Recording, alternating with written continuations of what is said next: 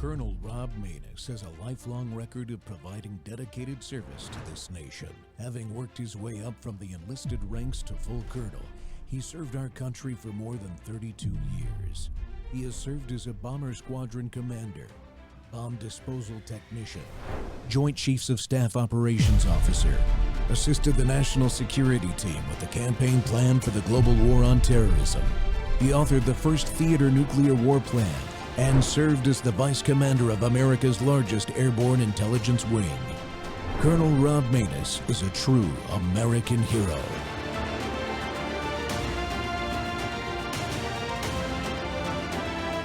This is Rob Maness Live. You're making a good point. If you could get a union, which I think will happen pretty quickly, if you think about just the EU, Britain, Switzerland, Canada, and Mexico, that's about 72% of all the trade with the U.S. So if you get that resolved, it works. The one thing I would say that I've noticed as I do business all around the world, in the Middle East and in Europe, 50% of the people in the world have Trump derangement syndrome. And they still have a really hard time understanding why he's back in the White House. And I say to them, listen, it doesn't matter. He's in the White House. We have to deal with the policy, not Trump, the policy. Let's forget about the fact that he's in the White House. There's nothing you can do about it. He was elected with a majority. Let's get over the derangement syndrome. Let's focus on the policy and get stuff done. Because I got to tell you, there's a lot of people that go out of their minds just the fact that he's back in there. And I realize it. It is what it is, but I've got to deal with it too. I mean, I just have to deal with policy. And I think you're right. If he gets this policy right and circles the wagons with the Europeans, the Mexicans and the Canadians, that's a more powerful charge against China. I totally agree with you there. Is Trump derangement syndrome a real and dangerous mental illness? Welcome to Truth Thursday on the Rob Maness Show. We're live on Worldview Tube, our X Spaces simulcast, Rumble, YouTube, Truth Social Plus, Amazon Fire, Apple TV, and Roku. Well, according to the Daily Mail, Minnesota Republicans are seeking to legitimize the pejorative term used to describe the left's disdain for President Trump with a bill in the state legislature, and it's going to legally define it as a mental illness. That's true. They really are. And they go on to say even more. Let me quote this. While mental health experts have pointed to harm of misusing medical and psychiatric terminology to pathologize political opposition, they argue that the term captures a kernel of truth, close quote. Well, I believe this is a serious issue, even though I like to make fun of them. And it could easily lead and is leading to political violence. Yes, domestic terrorism by these people on their fellow citizens. Kernel of truth, close quote. My guest I believe today this is a serious issue, TDS even though I like to make fun of them. More is Dr. Carol Lieberman, and is leading to political violence. Yes, domestic terrorism by these people on their fellow America's psychiatrist. She's a 3-time Emmy-honored TV personality and internationally recognized expert in the psychological impact of terrorism. Dr. Lieberman has been a consultant in many, many high-profile cases, including the Jenny Jones murder case, Evander Holyfield, and the Gabby Petito civil case that did not go to trial, by the way. She's frequently seen on Fox News, Newsmax, and the Washington Times, analyzing crime, political psychology, and media-fueled mental health crises. Dr. Lieberman, welcome to the Rob Maness Show. And now you've been on Worldview Tube. Yes. Psychological impact of terrorism. Dr. Lieberman has been a consultant in many, many high-profile cases, including the Jenny Jones. O'Leary there has talked about this, and I think the phrase that he uses a lot is it's an irrational reaction to Donald Trump, this TDS phenomenon. Do you agree with that perspective? Or is there something deeper? Well, I actually am in the process of putting the finishing touches on a diagnostic proposal that I'm going to be submitting to the American Psychiatric Association. And I have described mild, moderate, and severe kinds of cases. But my definition, my basic definition is Trump derangement syndrome is an irrational, quasi-psychotic hatred of anything Trump, resulting in rage and over-the-top efforts to destroy him and his work. And there's a lot more to it, but that is sort of the basics. That first of all, it's irrational. It's about him. It's not about his policies, like the gentleman was saying before. Mhm. It's an irrational hatred of him, and that makes people go out of their way to try to stop things that he is trying to put forward. Now, of course, again, it depends whether it's a mild case or moderate or severe. But it is I mean, we all recognize it. It's a recognizable concept, a recognizable diagnosis. People who have it, we can see that they have it. So it's an entity. So I think that we do need to have it actually acknowledged as a real diagnosis. By that I mean by being included in the Diagnostic and Statistical Manual. Yeah, I agree with you. It's just a little nutty in my vernacular from where I come from. So you agree with the Minnesota legislature then it should be categorized as an official mental illness. Yes.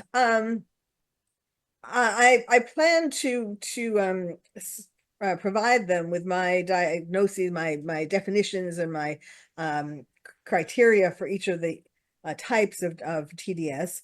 But I want to strongly support them. The reason also why it should be in the DSM, which is a book that's written by the American Psychiatric Association every several years to classify mental illnesses. And not just, it's first of all, it's so that mental health professionals can talk to each other. They have a similar language, but also it's for insurance companies because there are codes connected with each diagnosis. And the insurance companies decide how much they're going to pay to treat these different diagnoses. Now, of course, that in itself is ridiculous because it should not be an insurance company, someone sitting at a desk who decides, oh, well, let's see. It needs to be the person's psychiatrist. Right. So, but in any case, this would be a way, in other words, that people with TDS could theoretically get insurance companies to pay for their treatment. The problem is they don't want to get treated, but that's another story. Yeah, yeah, it's a strange phenomenon, I think, for a lot of us because it's this mixture of psychiatric terminology, but it's mixed in with politics. Uh, uh, is that a new phenomenon? I mean, I haven't really uh, experienced this before, and I've been around a while. I voted my first time for Reagan, I think, when I was 18. So at least I've been voting since Reagan, but I haven't. Even he did not generate this level of hatred. Right. There was a concept like in the Minnesota politicians quoted this, because originally there was a diagnosis or a phenomenon called the Bush derangement syndrome. And that was in 2003 by an American psychiatrist and political columnist, Charles Krauthammer. He used this term, Bush derangement syndrome. Quite frankly, I knew nothing about that when I proposed my Trump derangement syndrome, but okay. But even George Bush, there were people who didn't like George Bush, but it did not rise to the occasion, rise to the extent that the people who have TDS go, with the violence, with the swatting, with the Tesla destruction. It's Yeah. really much more out of control. Yeah, one of the strangest things about what you just said, and I didn't know that either, and I've met Krauthammer several times Oh, over the years in my political life, and I didn't know that. But George W. Bush has TDS himself, doesn't he? I guess you could say that now. It's very strange, how these people change. Sometimes it's why is he doing that now? I don't know why Bush is Yeah. doing that. I guess it's because besides his personal reasons, that but I guess it's because Trump has said that we shouldn't have gotten into such a long war. Mhm. I don't know.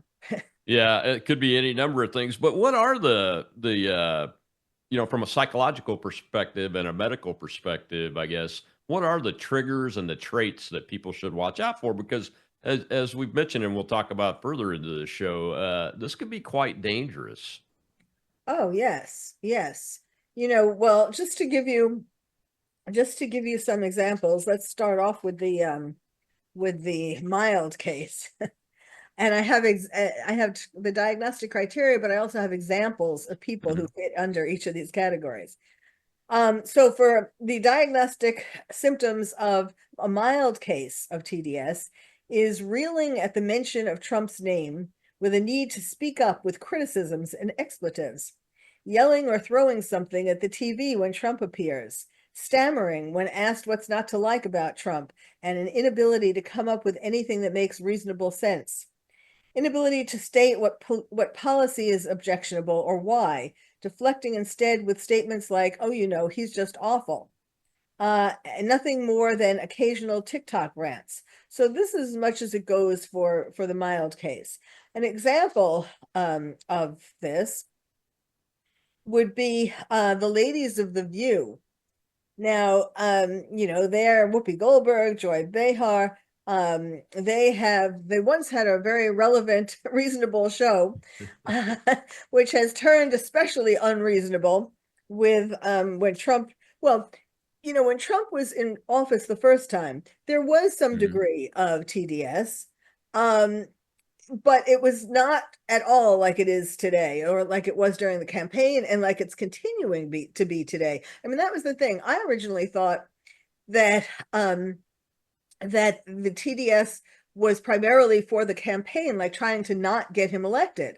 But he's gotten elected, and it's continuing, and it's getting worse because people in all different ways, judges all over are trying to make these rules against him, or rules against, there was a judge just recently who let out someone who had thrown Molotov cocktails at a Tesla dealership. And they arrested him. They have all kinds of evidence. They have video, they have DNA, everything. There's no question that he did it. But but instead of keeping him in federal detention, they let him out because he had started gender affirming care. And he was going to school in Massachusetts. And he was arrested in Massachusetts, but he had been home for spring break with his parents. That's where in Missouri, in Missouri, that's where he threw the Molotov cocktails at the Tesla, showroom. But so he was arrested in Massachusetts. So it was a Massachusetts judge who decided that he couldn't stay in detention because he had just started gender affirming care. He has to go back to his parents and be able to continue it. I mean, these kinds of ridiculous things are happening. Clearly, this is because she has TDS. She's doing this against Trump rather than making a sane judicial decision. Yeah, it seems like there are literally hundreds of federal judges these days, and I think this one's down at the state level. What we're talking about here, that have lost their minds. They really have lost their minds. I mean, they're defending Trinidad Agua terrorists that. And drug trappickers, sex traffickers, child sex traffickers. They're defending them, and that's a really big example to me of mass. It seems to be. Could it be called a mass psychosis level of Trump derangement syndrome? Well, yeah, yes, it could. I mean, I remember when I was talking about this during his first term, and we were talking about like mass psychosis and all of that.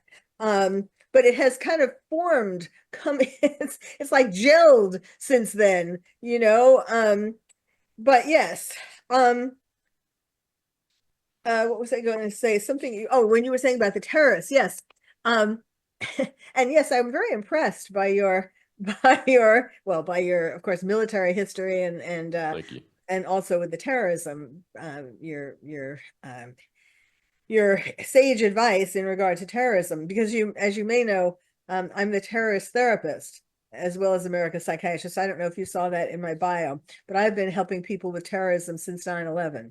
That's exactly why I dedicated the last segment to exactly that. Oh, wow. Okay, we'll talk about that. Yeah, okay, we'll talk deeply about that. Okay, we got to good. take a commercial break right now. Okay. When we come back, I want to get more into the crazy things.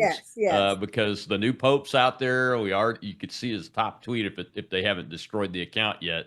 He's got TDS. There's no doubt about it. I think it's probably a mild case. And we'll see a little clip from a young woman that's doing an absolutely crazy thing to destroy her career when we come back right here with Dr. Carol Lieberman on Truth Thursday. TDS, it's dangerous. I agree.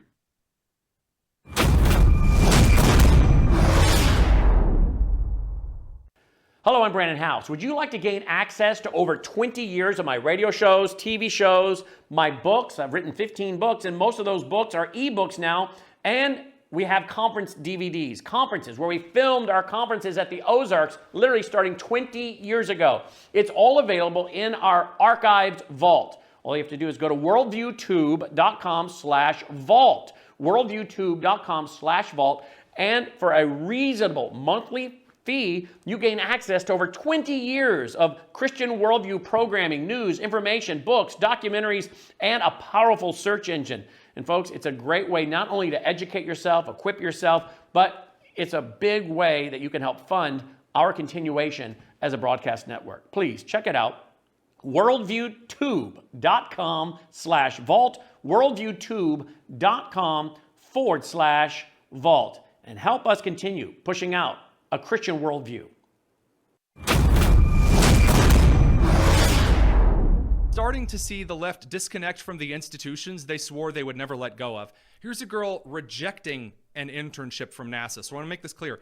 She was offered a role at NASA and she turned it down because Trump is in office right now.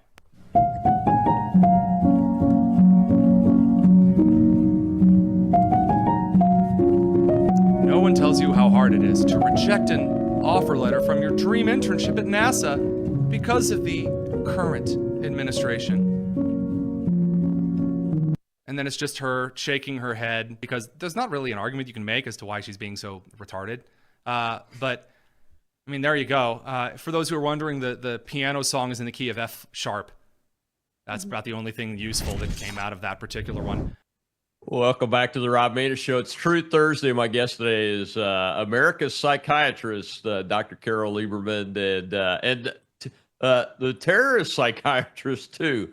And Dr. Lieberman, I had to show that clip there. I came across it in my research for the show because, look, I wanted to be an astronaut when I was a young man and was not able to get there. And this young lady, because of politics, turns down an internship to NASA. That is more than crazy to me. It is. So it's a good thing she turned it down, or we'd have flying crazy people into space. When you were talking before about giving examples of things like the judges who are trying to keep people in the country who are very dangerous, an example of that is the terrorist who was deported from America to Brazil. And where I'm sure you know this, and where they found that he was planning on attacking the concert of Lady Gaga in Brazil that had a gazillion people there. Mm-hmm. And if he hadn't been deported, what do you think he would have done here? Oh, exactly. Exactly. It gets me to the Pope, this new Pope, Pope Leo XIV. And look, I'm not Catholic, but the Pope is really a representative of Christians, the Christian faith around the world, beyond Catholicism, in my opinion. And the very top tweet on his X account is complaining about Trump and President Bukele. And that, of course, that's where, Marilyn Mann was sent. The one job, Boasberg, is trying to say that Trump has to bring him back to the United States. And these PDA guys, they've been declared terrorists officially by the United States now. But the TDA out of Venezuela is the worst of the worst of gangs in the first place. And it's just crazy that what these people are doing. Yes, absolutely. But that's probably why the Pope got chosen. he wasn't one of the two top contenders, what I've been reading anyway. But I guess he put that tweet up, and that's, that did it for him. They figured, okay, great, he hates Trump. He's the guy. Yeah. Yeah. It really doesn't make any sense. Again, these people with TDS syndrome, that seems to be the biggest indicators. They take actions in their lives that are nonsensical simply because there's a guy named Trump that's in the Oval Office now. And they don't take into regard really the policies. When you read some of the judges' writings on the opinions and everything, they disregard the law. Yeah. And the administration is following, it's their job to follow the law and execute the laws faithfully, to take a line out of the president's oath of office. And the judges are doing the exact opposite. I'm just so used to the judicial branch being they're the keepers of the keys of constitutionalism and following the law and not getting crosswise with the law. So it's very puzzling. Very The voice puzzling. of reason. They're supposed to be the voice of reason. And Right. if we can't, some of our main bodies, organizations, institutions, Mhm. have lost their reason. The American Psychiatric Association, the American Psychological Association, the American Medical Association, three bodies who, in a sense are in charge of we're in charge of our own health, but I mean, who make recommendations, are supposed to help us with these health issues. And they have become so woke in the last few years, with the American Medical Association, and medical schools, questioning the idea whether children are born, definitely boys and girls. They're changing it to assigned sex at birth. The American Psychiatric Association, they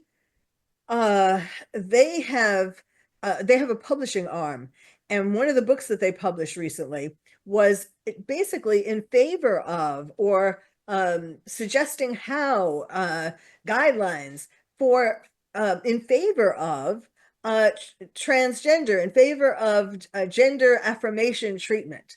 And which is, I mean, if the American Psychiatric Association and the American Psychological Association is going along with this, but if these associations, believe that this is good, I mean, how are they supposed to be guiding people in a sensible way? It makes no sense. It is not good. It's child abuse.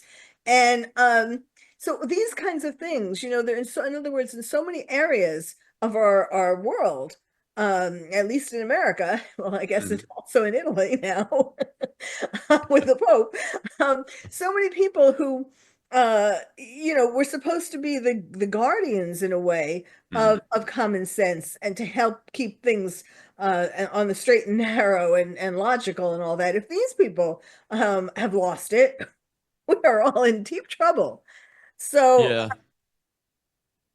so I was going to ask you, is this wokeism where we're denying scientific facts now, and that crowd has been trying for years now to get written into law that I have to use a pronoun set that some man that's pretending to be a woman demands that I use, or I'm breaking the law. Is that a indicator that that this is much wider and broader and deeper than just Donald Trump syndrome? I mean, it all kind of came about at the end of his first administration, as far as like the real effort to push this stuff into law, or is it an outgrowth of TDS from the first administration? Well, I mean, certainly Trump doesn't believe in wokeism. Right. But you mean like a reaction to it, an anti-Trump reaction?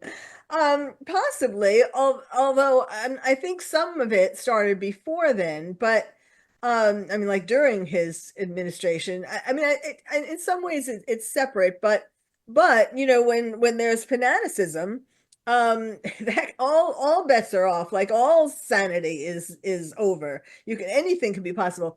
I did my psychiatry residency at NYU Bellevue. And Bellevue was the best place in the world to do psychiatry because you saw everything. including in the Bellevue emergency room. That was the most exciting place. And cops would bring people who they found in the street, into the Bellevue emergency room because they knew we would take them, whereas some of the other hospitals, they were too sick for, Columbia Presbyterian. They didn't want to deal with them. So if someone would have come into the Bellevue emergency room, if a man would have come into the emergency room and said that he was a woman, it would have been, it's just like people who did come in at the time, saying that they were Napoleon or some other figure. That's a psychosis that they would be admitted to the hospital without any question. I mean, they would have other symptoms too, but like just the idea that they were firm, that's a delusion. When you're a firm fixed belief, that's a delusion.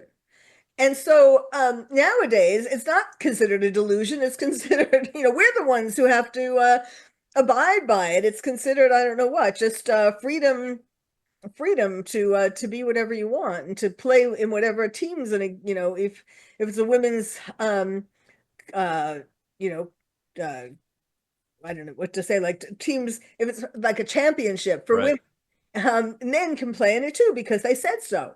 So all of these things are, and so, so in a way, the craziness is the same. The delusions are the same, like the delusions about Trump are the same. For example, at the end of his campaign, when Democrats were saying that Trump was Hitler, so and people started believing. I mean, this is sort of really made Trump derangement syndrome grow exponentially during the campaign, when the Democrats really, had TDS to the nth degree, but they were telling us, these things about him. And a lot of people, that's why it's worse now. That's one of the reasons why it's worse now, because there's been all this media and all this repeated, it's brainwashing, repeated things again and again, about Trump, and people believe it. Now, I don't know, I'd either like to talk to you about the moderate and the severe, or we can also talk about who is most likely to have Trump derangement syndrome. Well, you mentioned the media, and I was going to ask you, it's on my list, is the media, you've been on Fox and Newsmax and all kinds of media outlets and everything. Do you think the media coverage of this exacerbates it or helps mitigate it? The media coverage of Trump derangement syndrome? Yes, ma'am. Yeah. Well, I think for the most part, it mitigates. Again, it depends how it's shown. I mean, I remember one time, for example, when I was talking about this, and they showed the Easter Bunny leading Biden by the hand, and this was, I guess, when comparing him to Trump, and so things like that. Depending upon how it's presented, I think for the most part, it's a good thing because it helps some people to recognize that they have it. This is going to be my next, after I get it into the DSM, or at least after I propose it to the APA. I also want to do something where people can look at the symptoms and see which ones they have and where they fit. And, maybe there's some people who don't realize how deranged they are. Well, at least wake up. Hello, this is not okay. This is, honesty or recognition is the first part of getting help. Yeah, it's interesting because, I'm sure you've noticed, I chuckle a lot in this. I think that's part of my defense mechanism from it, because it's so crazy to me to see people actually acting out on this. I mean, in the first Trump administration, you had people threatening, like actors and stuff like that, threatening to leave the country, but they didn't. Well, this time they actually are leaving the country. Yes. And Rosie O'Donnell's one. Yes, One of and Donald Ellen Trump's DeGeneres. favorites. And Ellen DeGeneres. DeGeneres. Yeah, Ellen was complaining yesterday on television that where she's at is not as good as the United States. Well, maybe you should think twice about leaving your country when you don't know how good you have it. Well, when we come back, I want to talk about what you wanted to talk about just a second ago, and we'll see a clip from somebody that I think is deranged. I want to get your take on it, and we can continue this discussion Okay. these extreme emotional and political combination of things can be very dangerous, and that's what's happening with these Tesla attacks and attacks on people. And we just saw the pro-Palestinian people last night attack Columbia University and students there. So we'll be right back with Dr. Carol Lieberman, America's psychiatrist, and TDS is real, folks. It really is.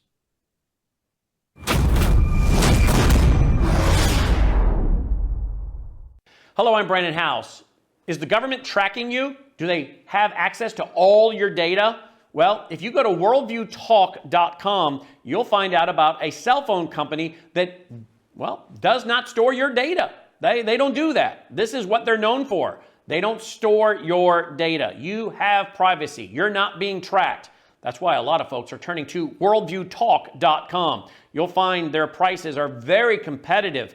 All the details are there at worldviewtalk.com. Again, worldviewtalk.com. Oh, while you're there, not only do they have cell phones that aren't tracking you, you can find out about how to get a satellite phone. Should the whole system go down and you want to communicate with a family member or loved one, you might want to have a satellite phone. Or how about their solar generators? They have great solar generators. Check them all out right now. Worldviewtalk.com, worldviewtalk.com. I just went and did early voting, and I had this unexpected emotional reaction. It was just really powerful and reminded me how lucky we are to live in this country where we have this right.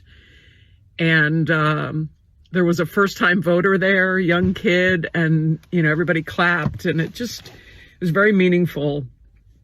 And for me, to be able to vote for a woman of color was just pretty profound. So I hope that everybody votes. I know this is a very difficult time for our country, and I'm not a political page, but I am a human being, and I do care about my fellow human beings. And I hope that as a country we can get back on track. Really praying for a positive outcome.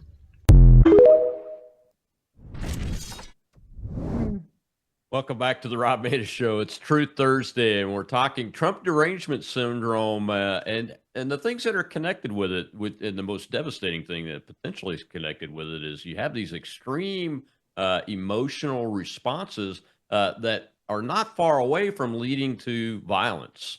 And my guest today is Dr. Carol Lieberman, known as America's psychiatrist. You've seen her on the air on Fox and Newsmax many times. And Carol, that little clip there, if I had not been through what we've been through since Donald Trump came down the escalator in 2015 and hadn't seen the whole wokeism and actual judges and law enforcement people trying to force Americans to do things or to say things against their religious beliefs, seeing the violence that we've seen in 2020 and beyond, and now this with the Tesla stuff and other acts of violence we're seeing from a political perspective, I would just have passed by that little video clip. But she obviously, she didn't say Kamala Harris's name, but she's a Kamala Harris voter, which means she's a lefty. And when you look closer at that, at least when I did, I started noticing this woman really has bought into the entire propaganda narrative of Trump as Hitler. Yes, absolutely. And she was, she was authentically upset. Like you could tell that she really upset. Never has going to the voting booth been so debilitating. But, so that leads actually into what I was going to talk about in regard to who is more susceptible to Trump derangement syndrome. And so we'll start with the women the men are more susceptible because men with low self-esteem, because they look at Trump and they see him as an alpha male. He is sort of, what every little boy is supposed to grow up to be, in a sense. He's He's smart. He has a beautiful wife. He has a lot of money. Now he has a lot of power. He has a lot of power again. The president. I mean, it's like the epitome, in a sense, of being a successful male. So men who have low self-esteem, who compare themselves to Trump and feel intimidated and feel like they are less than, they don't like him. And they find all these things to criticize about him. Not the policies, but his personality. Now, for women, like that woman we just saw, the first set of women who we could look at who didn't like Trump were the Pussy Hats. Do you remember the Pussy Hats? Oh, yeah. How could we ever forget? How could we forget the Pussy Hats? And they were super ultra feminist women who were concerned or sure that Trump doesn't like women. And so they started the whole thing. But then since then, in this current campaign and election, there are women who have decided that, are against him. And they went along with the idea was like the 4Bs. There was this South Korea 4B movement, and it was against women followed the 4 no's: no sex, no dating, no marriage, and no children. And so some women have during the campaign or even after, when he got, some of them just started when he got elected, because I guess they didn't think for sure he was going to get elected. They stopped they broke up with their guys if their guys were Republican, first of all, or like Trump. And they no sex, no babies, all of that. And so and they think that they are doing this for all women, to stand up for all women. Yeah. So, obviously that's kind of ridiculous, but they have convinced themselves. There's even a thing on TikTok where they were recommending, this person on TikTok was recommending that women poison their men if the men like Trump. Wow. Yes. So yes, it is very dangerous. That's another thing. It's not like, it was more something to sort of laugh about in his first term, but it's no longer anything. I mean, it's ridiculous, so we laugh, but it's not really, in real life, it's very serious, and it's not abating. Yeah, I was since you brought up the women, I saw some polling over the last 3 or 4 weeks out of Rasmussen reports. They're pretty reliable. That showed that amongst the demographics, the age demographics and the race and gender demographics, that there is one group that really hates Trump the most, and it's white, college-educated women.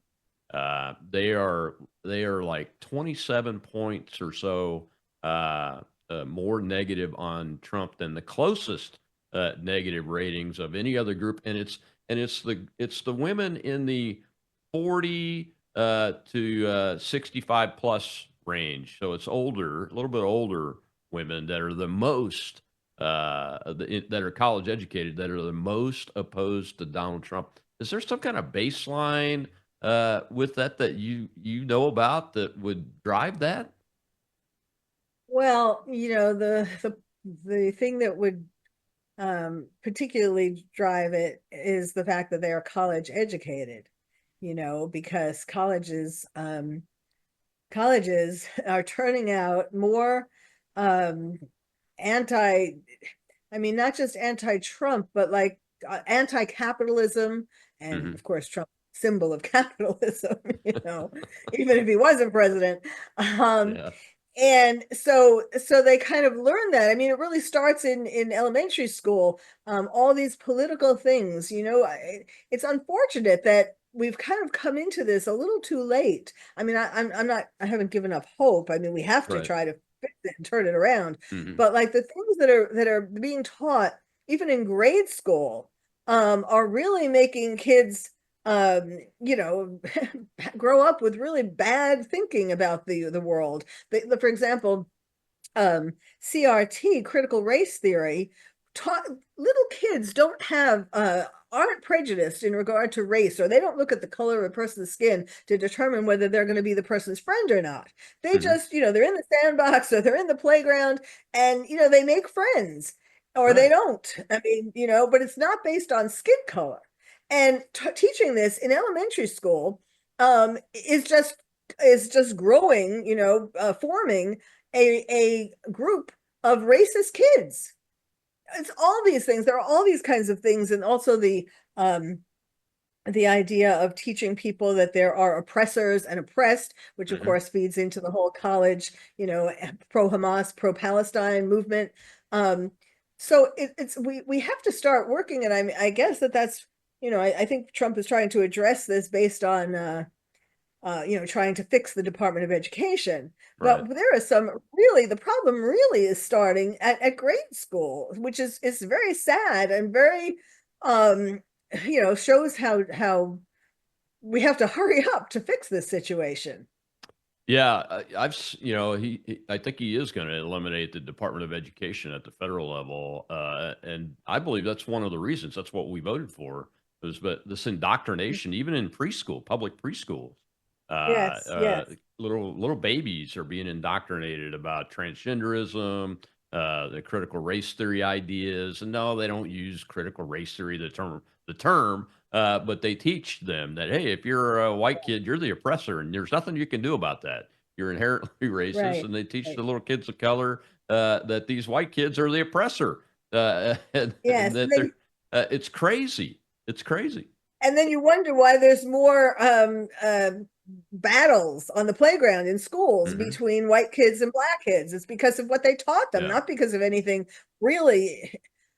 So yes, so our world is a mess, and they're blaming it all on Trump. So do you think one of the questions I have on the Republican side of this? What are the psychological issues that are driving the Republican side? Because it's not that from what I can tell, it's not always about the policy with them. It's definitely about his personality and the man. Right. And they even go against policies that I know that some of them like, because I know many of them. I mean, what is driving that? Yes. Well, it's really an unconscious jealousy. It's like what I was talking about with men who have low self-esteem. Like, how did he get to be president twice?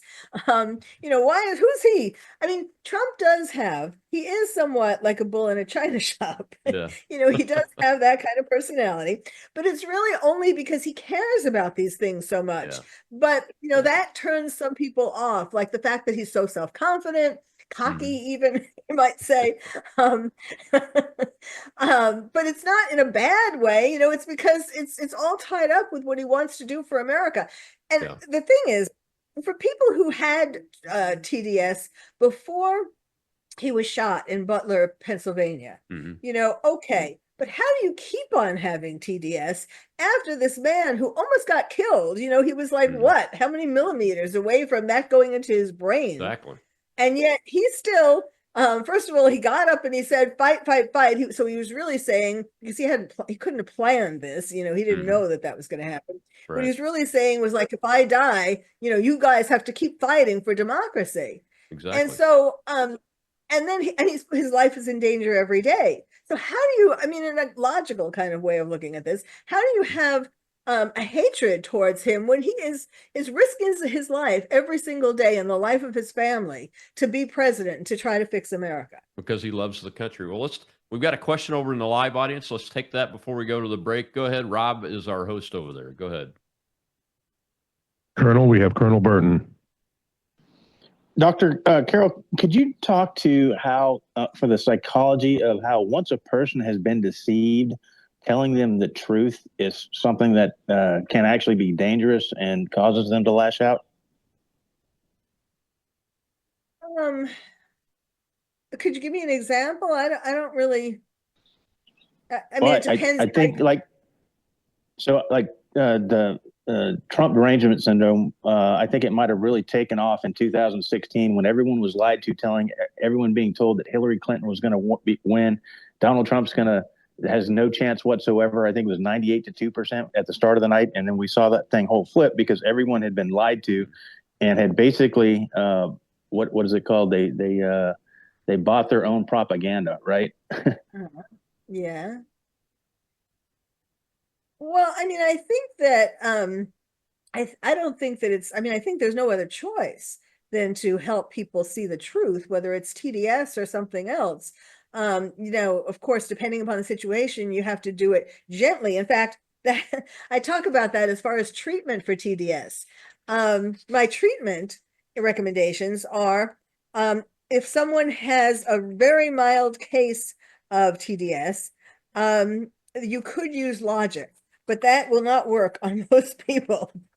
But for in general, the treatment is individual psychotherapy, and for couples and family therapy, to try to prevent divorces, and from people with moderate and severe TDS. Medication may be in order because there are symptoms associated with it that you would need medications for, like delusions and hysteria, sociopathy, suicidal thoughts, those kinds of things that you might also need medication for. But, I believe, and I've, when I treat patients, I always want to get to the truth. The truth will set you free. No, I mean, you have to get to the truth, whether it's about, that they were sexually abused as a child and they may have repressed that, but that's affecting them in their current life, or whether it's TDS.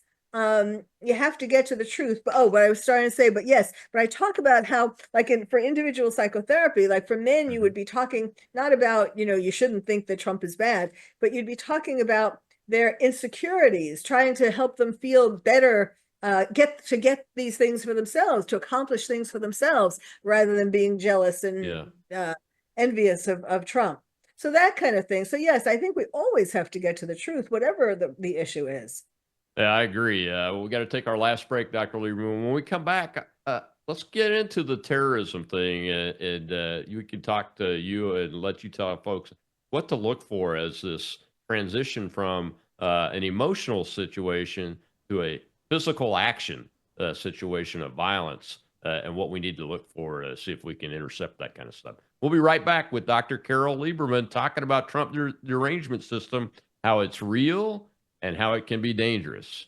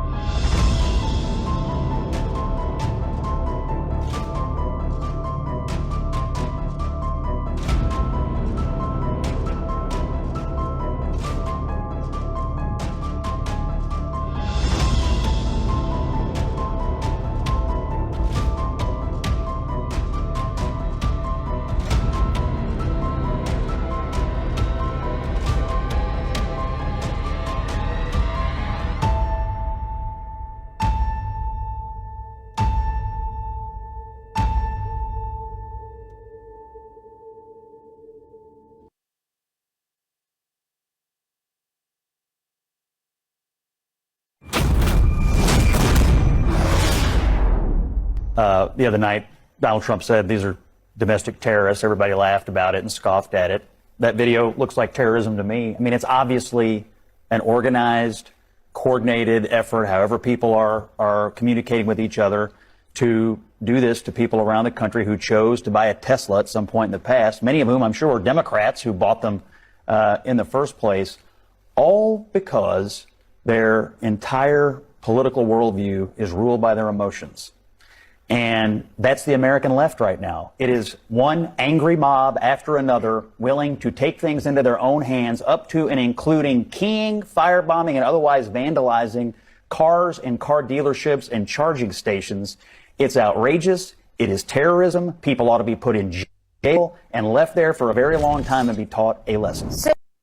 Welcome back to the Rob Maida Show. It's Truth Thursday, and we're talking about Trump derangement syndrome with America's psychiatrist, Dr. Carol Lieberman. And Dr. Lieberman, Scott Jennings there in that clip, he nails it. But one of the things he doesn't talk about, though, is the shootings.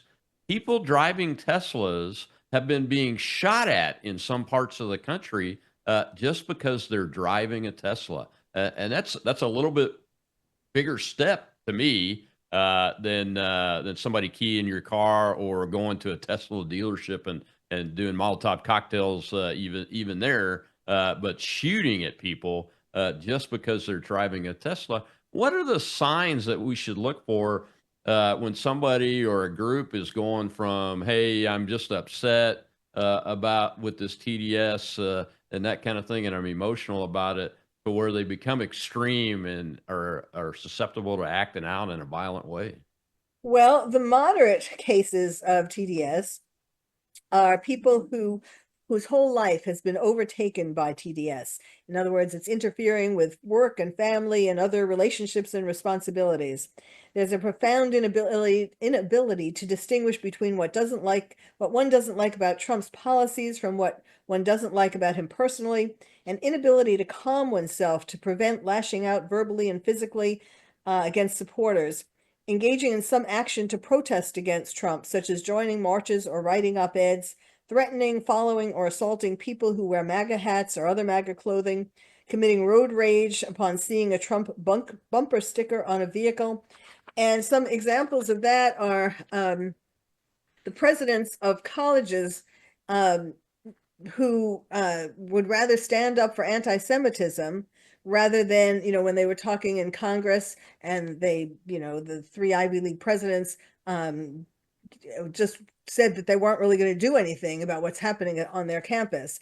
And then a sort of a physical example of this, of the moderate, is the woman who followed a young man off a subway in New York. You may have seen that story. He was wearing a MAGA hat. And she got she was calling him racist, and she was trying to get the other people in the subway car to get in on this and sort of go up against him and so on. And she followed him off the subway train and to try to grab his MAGA hat, and she fell face down onto the platform. So that was karma. Now, major case, more of what you're talking about with the more dangerous kinds. These are people who might quit their job or leave their family to work full-time trying to stop Trump.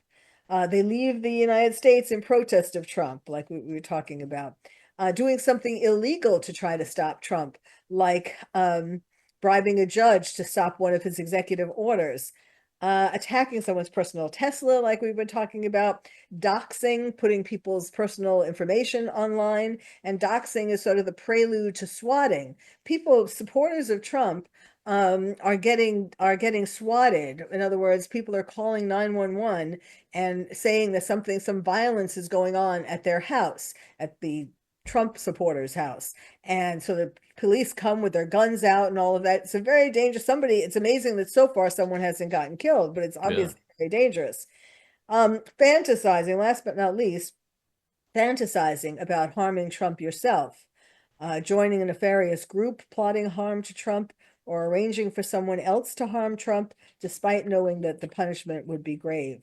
So some examples, we've talked about Rosie O'Donnell, Ellen DeGeneres, Bishop Marianne Edgar Bude,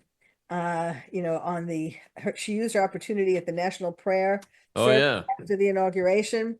That was that was just mind-boggling that, here she's supposed to be preaching the Bible and peace and all of that, and she used it, all the national attention on her. I was at the inauguration, so we saw that. And I mean, it's just outrageous.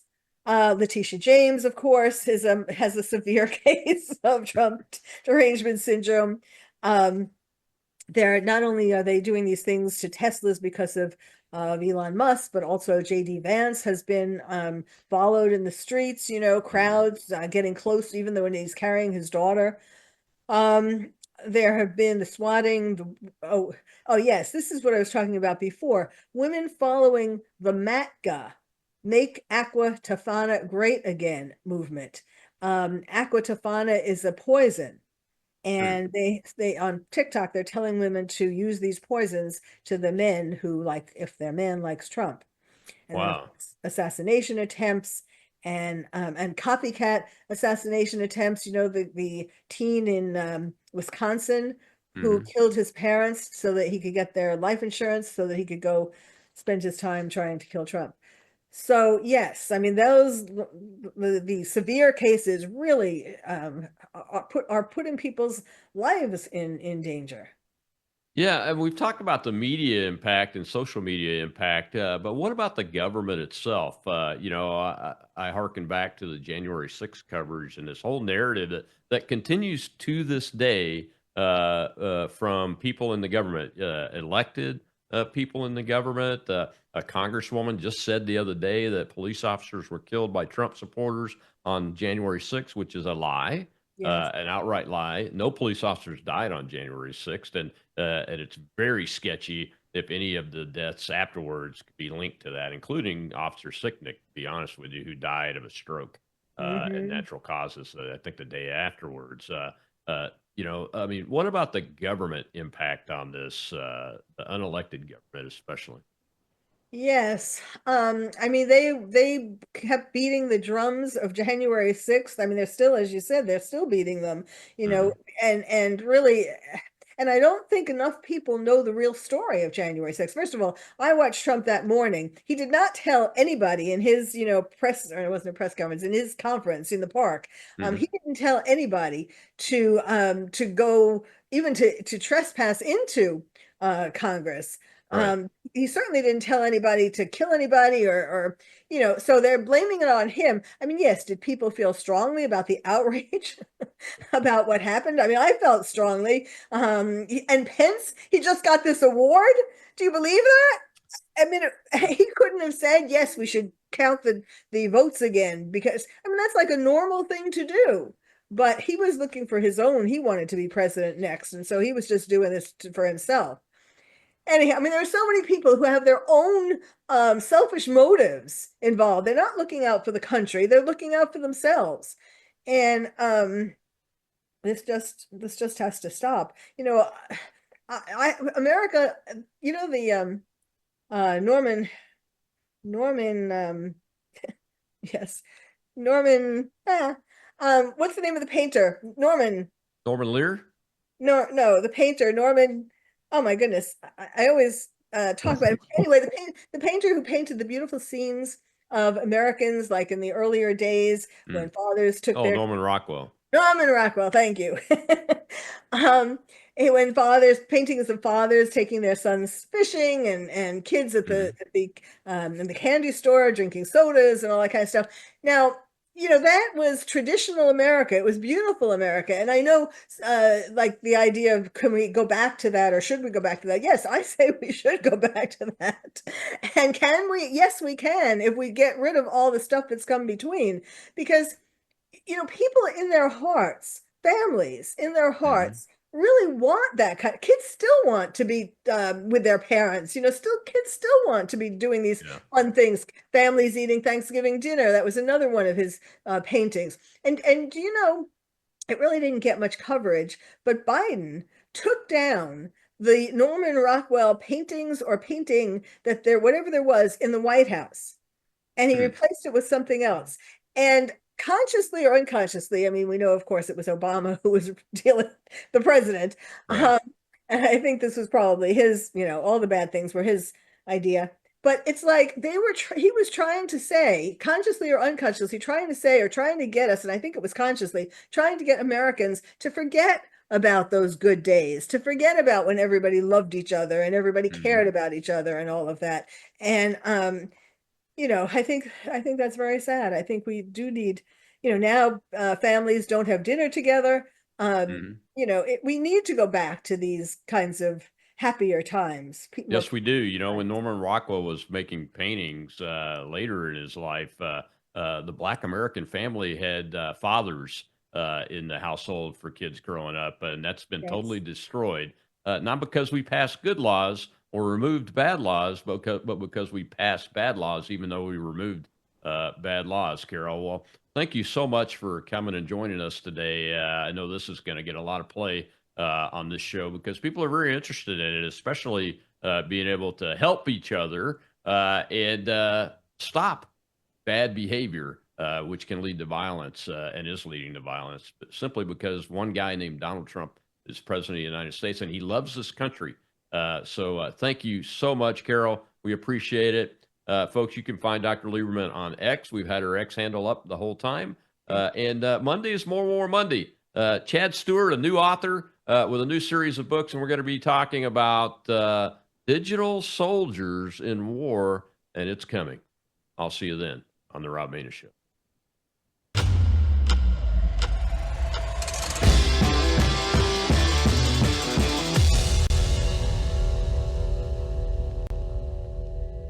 You're watching Worldview 2, built on the 35 years of Worldview books, documentaries, research, high-profile interviews, and the radio and television broadcasts of Brannon House.